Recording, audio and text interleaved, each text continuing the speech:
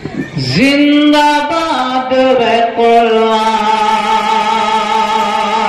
قرآن زندہ باد، زندہ باد ہے قرآن، زندہ باد ہے قرآن۔ بسم اللہ الرحمن الرحیم۔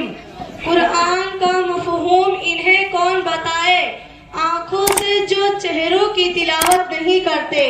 صدر معزز، اساتذہ کرام، حاضرین محفل اور میرے ہم مکتب ساتھیوں، السلام علیکم ورحمۃ اللہ وبرکاتہ۔ آج جس عظیم الشان موضوع پر مجھے لب کشائی کرنے کا اعزاز مل رہا ہے وہ ہے عظمت قرآن۔ سورۃ الحشر میں اللہ رحمان فرماتا ہے، اگر ہم اس قرآن کو کسی پہاڑ پر نازل کرتے تو آپ دیکھتے کہ وہ خوف الہی سے ٹکڑے ٹکڑے ہو جاتا۔ ہم ان مثالوں کو لوگوں کے لیے ایک عبرت کی طور پر بیان کرتے ہیں تاکہ وہ غور و فکر کرے۔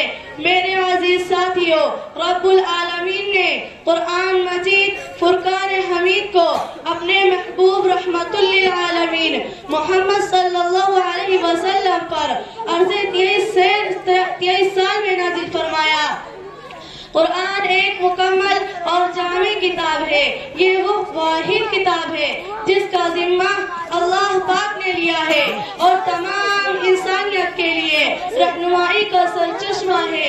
قرآن اللہ کا وہ معجزہ ہے جس میں زندگی کے ہر ایک مسئلے کا حل موجود ہے، جس کا اعتراف جدید سائنس اور غیر مسلم بھی کر چکے ہیں۔ کتابوں میں جو افضل ہے اسے قرآن کہتے ہیں، کتابوں میں جو افضل ہے اسے قرآن کہتے ہیں، اسے جس نے اتارا ہے اسے رحمان کہتے ہیں۔ سجا لے اپنے سینے میں جو اس کے 30 پاروں کو، سجا لے اپنے سینے میں جو اس کے 30 پاروں کو، زمانے بھر میں اس کو حافظ قرآن کہتے ہیں۔ قرآن کریم کو نازل ہوئے صدیاں گزر گئی لیکن اس کے ایک آیت میں ذرہ برابر بھی فرق نہیں آیا اور نہ ہی کبھی آئے گا۔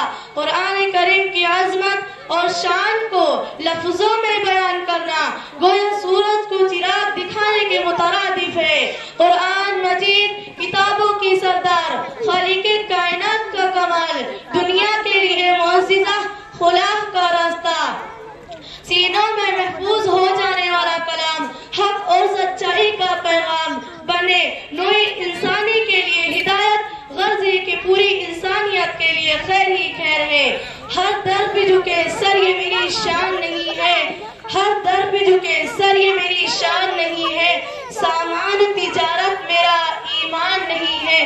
ہر لفظ کو سینے میں بسا لے تو بنے بات، ہر لفظ کو سینے میں بسا لے تو بنے بات، طاقوں میں سجانے کوئی قرآن نہیں ہے۔ قرآن مجید مسلمانوں کو بلکہ تمام انسانوں کو صداقت، عدل و انصاف، درگزر، الفت و محبت جیسے اعلیٰ اخلاق اور ضابطۂ حیات سے نوازتا ہے۔ قرآن وہ انمول تحفہ ہے جو مرنے کے بعد بھی وصول ہوتا رہے گا، لیکن افسوس، صد افسوس، آج ہم نے قرآن کی تعلیمات کو یکسر فراموش کر دیا، جس کا نتیجہ ناکامی کی صورت میں ہمارے سامنے ہے۔ قرآن مجید ہمارے سامنے کائنات کے راز کھولنا چاہتا ہے، لیکن ہم فی حرف 10 نیکیوں سے زیادہ سوچنا ہی نہیں چاہتے۔ مہوں کو رسید کے اسرار سمجھ لیتے ہم، مہوں کو رسید کے اسرار سمجھ لیتے ہم، یہ بھی ممکن تھا ستاروں کا سفر کر لیتے۔ ہم نے قرآن کا مفہوم نہ سمجھا ورنہ، ہم نے قرآن کا مفہوم نہ سمجھا ورنہ ہم بیک وقت کئی منزلیں سر کر لیتے۔ والسلام علیکم ورحمۃ اللہ وبرکاتہ۔